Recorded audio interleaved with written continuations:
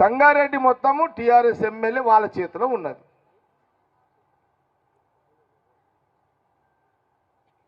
మీకు జాగా మీరు ఎవరు ఇంతమంది సర్టిఫికేట్లు చూపెట్టారు కదా, జగ్గారెడ్డి ఇళ్ళ జాగా సర్టిఫికేట్ ఇచ్చిండు, మరి మీరు టీఆర్ఎస్ ఎమ్మెల్యేని పోయి జాగా ఆడుందో చూపెట్టమని ఎందుకు అడగలేరు? లేదు. అరే ఆగో, అరే చెప్పింది నేను అడగలేదు కదా. అచ్చా, మొన్న టీఆర్ఎస్ వాళ్ళు వచ్చినప్పుడు మొన్న ఎలక్షన్లో ఈ సర్టిఫికెట్లు ఉన్న వాళ్ళు అందరూ లేదు, అసలు సర్టిఫికెట్ లేని వాళ్ళు కూడా మొన్న వీళ్ళు వచ్చినప్పుడు మాకు ఇళ్ళ జాగా లేదు, నెలకు నెల కింద కిరాయి ఇళ్ళు చేతులు ఎత్తుండే. ఒకసారి ఎంతమంది కిరాయి ఇళ్ళు ఉన్నారు? తిప్పుండే, ఇప్పుడు తిప్పుకోండి. ఇక కంప్లీట్ ఉన్నారు. నీకున్నా నేను మొన్ననే కొన్నా మీకు. ఇప్పుడు నేను ఉన్న ఇల్లు మొన్ననే కొన్నా. నేను 22 సంవత్సరాలు కిరాయికి ఉన్నా. వినండి, ఇప్పుడు నేను రామ్నగర్లో ఉన్నా కదా ఇల్లు, నేను 22 సంవత్సరాలు ఆ ఇంట్లో కిరాయికి ఉన్నా. మొన్న నా కూతురు పెళ్ళినప్పుడు పైసలు ఇచ్చి కొనుక్కున్నా. మొన్న ఎంత 30 లక్షలు ఇంత ఇచ్చి కొనుక్కున్నది ఇల్లు. ఏది రామ్నగర్ది. 22 సంవత్సరాలు నెలకు ఎంత కిరాయి? 3000 కిరాయి కట్టిన నేను ఉన్న ఇల్లు ఇప్పుడు. అంటే అట్లా మస్తు మంచినా కానీ చెప్తున్నట్ల. అయితే కిరాయి ఇంత అయిందా? ఎంత కిరాయి కట్టిరు నెలకా?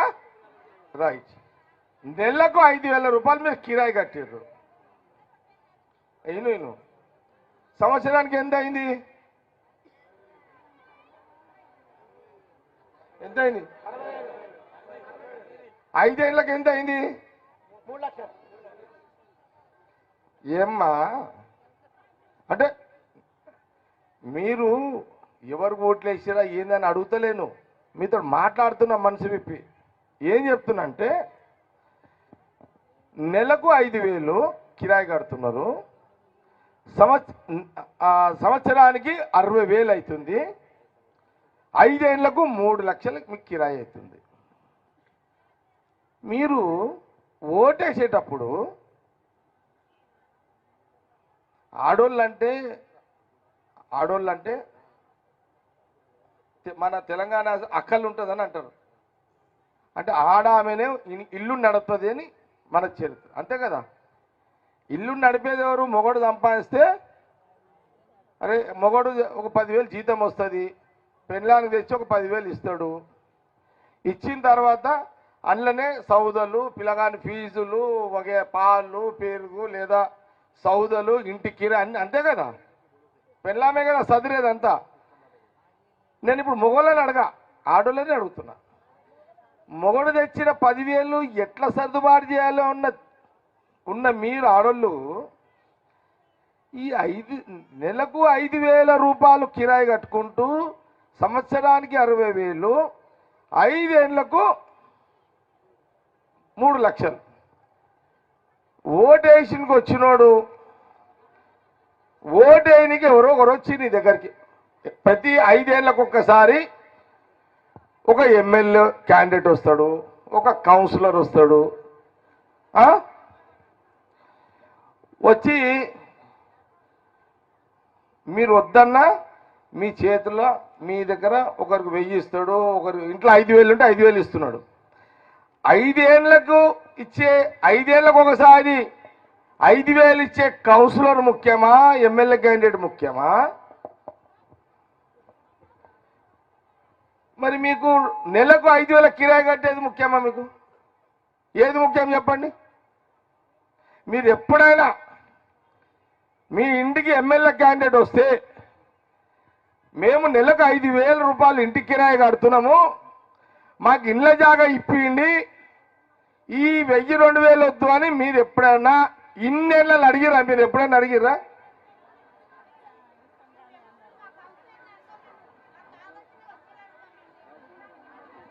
అడిగితే ఇనండి అడిగితే నేను 5,000 5,500 మందికి సంగారెడ్డిలో ఇళ్ళ జాగాలు ఇచ్చిన. ఓ అక్క చెల్లి ఆగండమ్మా, ఆగండి. 2013లో 5,500 మంది సంగారెడ్డిలో ఇచ్చిన. సదాశివపేటలో ఆడొక 5,000 మందికి ఇచ్చిన. 10,000 మందికి ఇళ్ళ జాగాలు నేను ఇచ్చిన. ఎప్పుడు? 2013లో. 2014 ఎలక్షన్స్ వచ్చినాయి. నీకు ఒక్కరికి ఇంట్లో ఎంత? ముగ్గురు అయితే ఉంటారు కదా. 10,000 ఇంటూ 10,000 అంటే ఎంతమంది? 30,000 మంది. అవునా? మీరు ఆ రోజు సంగారెడ్డి వాళ్ళు, సదాశివపేట వాళ్ళు, అరే మాకు ఆడ 5,000 మంది జాగాలు ఇచ్చిండు, ఈ 5,000 మందికి ఇళ్ళ జాగాలు ఇచ్చిండు, మళ్ళీ ఈయన ఎమ్మెల్యే గెలిస్తే మా జాగాలు మా కంట్రోల్లో వస్తాయి, కిరాయి తప్పుతుందని ఆ రోజు ఆలోచన చేసిరా మీరు? చెయ్యరు మీరు.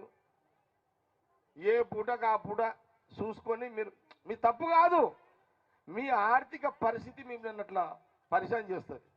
నేను మిమ్మల్ని తప్పు పడతలే, మీకు జ్ఞానం మీకు జర అర్థం కావడానికి చెప్తున్నా. మొన్న ఎలక్షన్లో నన్ను వీళ్ళ మావులు అంటారు, మా సంతుగాడు వీడున్నాడు, ఏడాడు ఏం రవి, మొన్న ఎలక్షన్ అయింది కదా, అరే ఫోన్ పెట్టారా ఇప్పుడు అర్జెంటారా ఫోన్? ఈ జిమ్మేదారు లేని మొగోడు అంటే వీడే. పెట్టు పాపరా. అయితే వినండమ్మా, నేను చెప్పేది మీకోసం చెప్తున్నా. నేను చివరిగా ఇళ్ళ జాగాలు ఏం చేస్తానో మీకు చెప్తా. అది కూడా నేను జగ్గారెడ్డి మీటింగ్ పెట్టి 10 ఏళ్ళ తర్వాత మీతో మాట్లాడుతున్నా అంటే ఏదో ఉంటేనే మాట్లాడుతాడా, లేదు మాట్లాడా. సరేనా? అరే మొన్న వీడు ఎలక్షన్లు అప్పుడు మొన్న నేను ఓడిపోయినా కదా, ఒక్కరోజు ముందు వీడు నాకు ఫోన్ చేసిండు. అన్న టీఆర్ఎస్ వాళ్ళు, ఒక డిఎస్పీ, 2 సిఐలు, టీఆర్ఎస్ వాళ్ళు బస్తీలల్లో ఇంట్లో 10 మంది ఉంటే 10,000 ఇస్తారు, 5,000 ఉంటే 5,000 ఇస్తారు అన్న అని నాకు చేసిండు. రేపు పోలింగ్, రేపు పోలింగ్. మరి ఏం చేద్దాంరా అంటే, నేను ఒక బస్తీలో పోయి, ఒక బస్తీలో టీఆర్ఎస్ వాళ్ళు పంచుతుంటే ఆ డిఎస్పీని సిఐ, 2 సిఐలను పోయి నాకు కలిసిందంట. ఏం సార్ వాళ్ళు పంచుతున్నారు, ఎట్లా సార్ అంటే, సిఐ డిఎస్పీలు అన్నారంట, మీ దగ్గర కూడా పైసలు ఉంటే మీరు పంచుకోండి, వాళ్ళకు ఉన్నాయి కాబట్టి వాళ్ళు పంచుకుంటున్నారు టీఆర్ఎస్ వాళ్ళు, నీ దగ్గర ఉంటే నువ్వు కూడా పంచుకో అని ఈయనకు అన్నారంట. నా ప్రాబ్లం ఏంది, నేను అప్పుడు పైసలు వస్తాయి, ఎలక్షన్ అప్పుడు నాతో పైసలు ఉండయి. నాది ఒక పెద్ద నాకే అర్థం కాదు. నేను 5 ఏళ్ళు ఎలక్షన్లకు 4.5 ఏళ్ళు వచ్చుతా అడిగిన వాళ్ళకు. ఇక దొరికిన వాళ్ళు అదృష్టవంతులు, దురదృష్టవంతులు, దాన్ని నేనేం చేయలేదు దానికి. ఇక కానీ ఆ ఎలక్షన్ల ముందు నాది రూపాయి ఉండదు. మళ్ళీ అది నాకు శాపం. అది మీ తప్పు కాదు, అది నాకు శాపం. అది మీదేం తప్పు అంటలే. కానీ పోలీసు వాళ్ళు అంటే ఇక పోలీసు వాళ్ళకి తెలుసు. హరీష్ రావు నాకు ఏంద్రా అంటే అది చెప్పిండు, అన్న ఈ లోకల్ క్యాండిడేట్ హరీష్ రావు డబ్బులు పంపించిండు, సంగారెడ్డి నియోజకవర్గం అంతా 27 కోట్ల రూపాయలు పంపించిండట. 27 కోట్లు. అవునా రవి సాక్ష్యం ఆడనే ఉన్నాడు. అప్పుడు రవి వచ్చిండా? రాలే, ఆడనే ఉన్నాడు రవి. అయితే మాత పైసలు లేవని హరీష్ రావుకి తెలుసు, పోలీసు వాళ్ళకి తెలుసు. జగ్గారెడ్డితో పైసలు ఉండే ఎలక్షన్ టైంలో ఆయన ఉత్తప్పుడు వస్తాడు, ఉత్తప్పుడు పండుగలు చేస్తాడు, పబ్బాలు చేస్తాడు, పని చేస్తాడు. ఆ ఎలక్షన్ టైం రూపాయి ఉండదు ఆయన సంగతి అంతే.